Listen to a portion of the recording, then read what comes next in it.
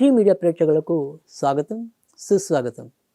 ఈరోజు దినఫలాల కార్యక్రమంలో 2వ తారీఖు సెప్టెంబర్, ఇంకా సోమవతి అమావాస్యగా ఈరోజు చెప్తాం. ఈరోజు మరి సోమవారం అమావాస్య పూర్తిగా ఉండటం అనేది, ఇక నక్షత్రంలోకి వచ్చేవాడికి మఖా నక్షత్రం రాత్రి 12:20 వరకు ఉంటుంది. ఇప్పుడు ఇక ద్వాదశ రాశుల యొక్క ఫలితాల్లో ముందుగా మనం మేషరాశి ఫలితాల గురించి తెలుసుకుందాం. మేషరాశి వారికి అయితే కనుక ఈరోజు వారు చేపట్టే పని ఏదైనప్పటికీ కూడా అందులో విజయావకాశాలు మెండుగా కనిపిస్తున్నాయి.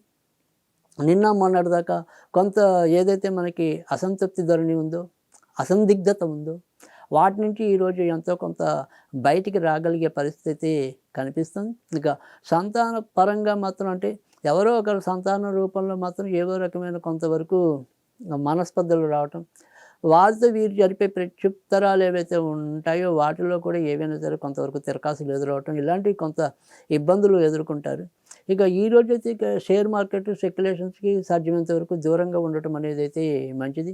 ఇక కొత్తగా పెళ్లి కావాల్సిన వాళ్ళు ఎవరైతే ఉంటారో ఆ ప్రయత్నాలు అయితే పెద్దగా సఫలీకృతం అయ్యే అవకాశాలు అయితే ఈరోజు తక్కువగా కనిపిస్తున్నాయి. ఇక ఈరోజు వీరు మానసికంగా కొంత దృఢంగా ఉండడానికి ప్రయత్నిస్తే మిగతావన్నీ కూడా చాలా చక్కగానే జరిగే అవకాశాలు అయితే ఉంటాయి. ఇక ఈరోజు సాధ్యమైనంత వరకు కూడా వీరు వినాయకుడికి సంబంధించి చేసుకుంటే కనుక మరింత అద్భుతమైన ఫలితాలు రావడానికి అవకాశం ఉంటుంది. వృషభ రాశి వారికి అయితే కనుక ఈరోజు వారి పనుల్లో ముఖ్యంగా ఇంటికి సంబంధించిన వ్యవహారాలు ఏవైనా సరే కొంతవరకు చికాకులు ఎదురవడానికి అయితే ఉంటుంది. అలాగే ఒక్కోసారి వీరి ఇంటికి దూరంగా వెళ్ళవలసిన పరిస్థితులు కూడా సంభవించవచ్చు. ఇక ఆర్థిక వ్యవహారాల్లో చెప్పుకోదగిన ఇబ్బందులు అయితే ఉండవు. వాహనాలు అవి నడిపేప్పుడు ఒకంత జాగ్రత్తగా ఉండటం అనేది మంచిది. స్వతంత్ర వృత్తుల్లో ఉన్న వాళ్ళకైతే కనుక ఈరోజు ఎంతో కొంత లాభం జరగడానికి, లాభం నోటిదాకా వచ్చి మిస్ అవ్వడానికి చాలా ఎక్కువ అవకాశాలు ఉన్నాయి. కనుక వారి స్వతంత్ర వృత్తుల్లో ఉన్న వాళ్ళైతే కనుక తప్పకుండా ఈరోజు ఆంజనేయుని ఎక్కువగా పూజించవలసిన అవసరం అయితే కనిపిస్తుంది. ఇక ఈరోజు సాధ్యమైనంత వరకు కూడా వీరు శివుడికి సంబంధించిన పూజలు చేసుకోవటం అనేది ఉత్తమం. మిథున రాశి వారికి అయితే కనుక ఈరోజు ఎక్కువ శాతం మంచి ఫలితాలు జరిగేలా కనిపిస్తోంది. ముఖ్యంగా తృతీయంలో చంద్రుడి యొక్క సంచారం వల్ల వారు తీసుకునే నిర్ణయాలు ఏవైనప్పటికీ కూడా అవి శీఘ్రమైన గతిలో లాభాన్ని కలిగించడం అనేది అయితే ఉంటుంది. ఇక ప్రయాణాల కోసం వేచి ఉన్న వాళ్ళకైతే కనుక ముఖ్యంగా మార్కెటింగ్ రంగంలో ఉన్న వాళ్ళు, అంటే ప్రయాణాలు చేస్తూ వ్యాపారాలు చేసే వాళ్ళు ఎవరైతే ఉంటారో వారు ఈరోజు ఎక్కువ ప్రయోజనం పొందడానికి కూడా ఆస్కారం ఎక్కువగా కనిపిస్తుంది. ఇంకా భార్య వైపు బంధువులు లేదా భార్యకు భర్త వైపు బంధువులతో కొంతవరకు ఏమైనా సరే కొంత చికాకులు ఎదురయ్యే పరిస్థితులు అయితే లేకపోలేదు. ఇక మిగతా అన్ని వ్యవహారాలు కూడా చాలా చక్కగా వీరు అనుకున్న రీతిలోనే సాగిపోవటం అనేది అయితే ఉంటుంది.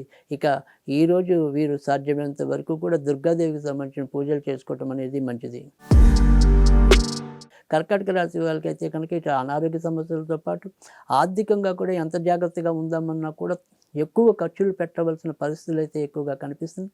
లేనిపోని వ్యవహారాల్లో తలదూర్చి కొంతవరకు ఇబ్బంది పడవచ్చు.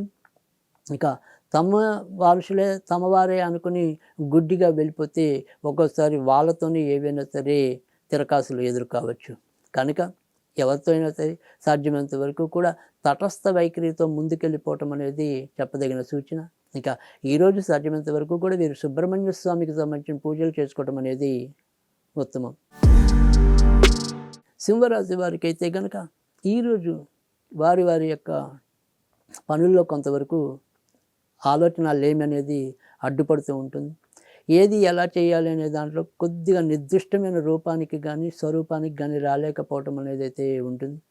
ఒక పక్క ఇంట్లో ఎవరికో ఒకరికి అనారోగ్యాలు, ఒకవైపు పెరుగుతున్న వృత్తి ఉద్యోగ బాధ్యతలు, వీటితో ఏ నిర్ణయం తొందరగా అమలుపరచాలనే దాంట్లో ఒక రకమైన అసంతృప్తి, ఆందోళన, ఈ రకంగా వీరిని కొంతవరకు పరీక్ష పెట్టడం అనేది అయితే ఉంటుంది.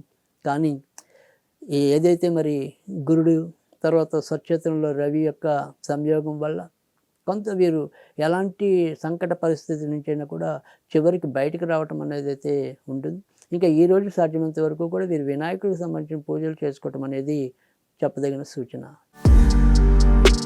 కన్యా రాశి వారికైతే కనుక ఈరోజు జాగ్రత్తగానే ఉండాలి.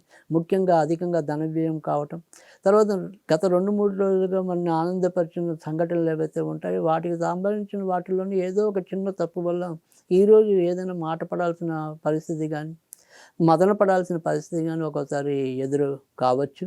ఇంకా కొత్త వాటికి ఈరోజు శ్రీకారం చుట్టకుండా ఉండటం అనేది మంచిది. దూర ప్రయాణాలు చేయాలనుకుంటే మాత్రం అవి ఖచ్చితంగా సాధ్యపడటం అనేదైతే ఉంటుంది.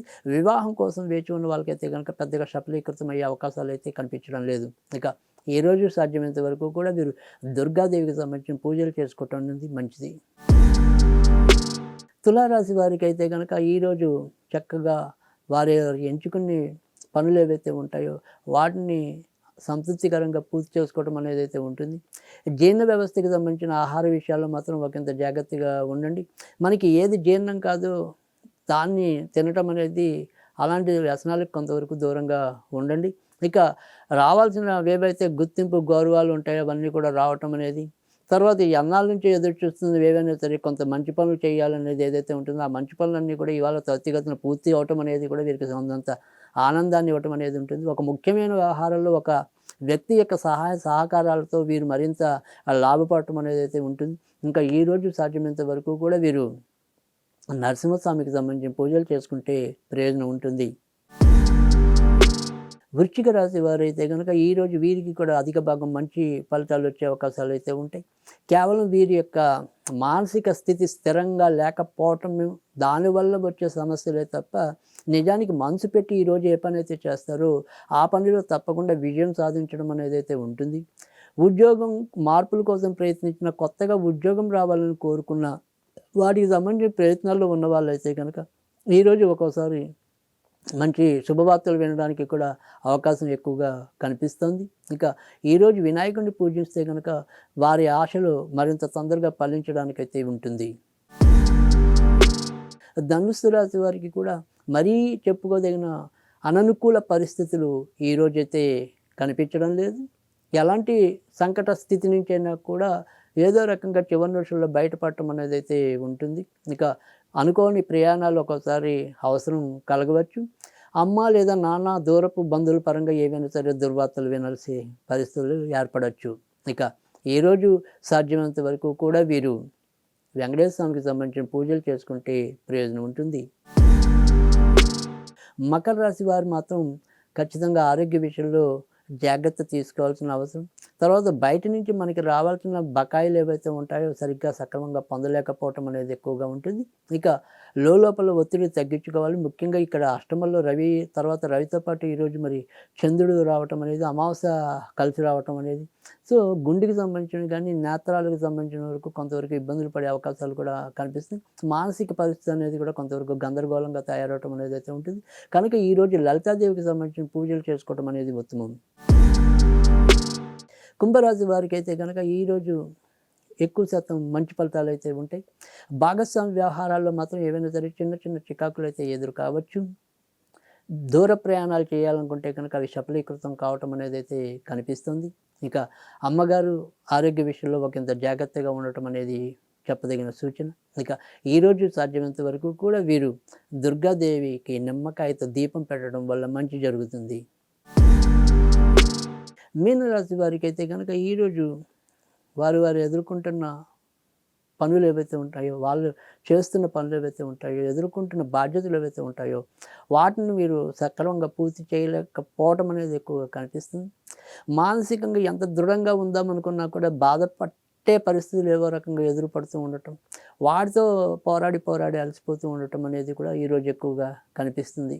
ఇంకా మిగతా గ్రహాల యొక్క అనుకూలత వల్ల ఏదో చివరి నిమిషంలో ఊపిరి పీల్చుకోవటమే తప్ప పెద్దగా చెప్పుకోదగిన సంతృప్తికరమైన పరిస్థితులు అయితే ఏమీ ఉండవు. క్రీడాకారులు క్రీడా నైపుణ్యాన్ని తగిన విధంగా ప్రదర్శించలేకపోతారు.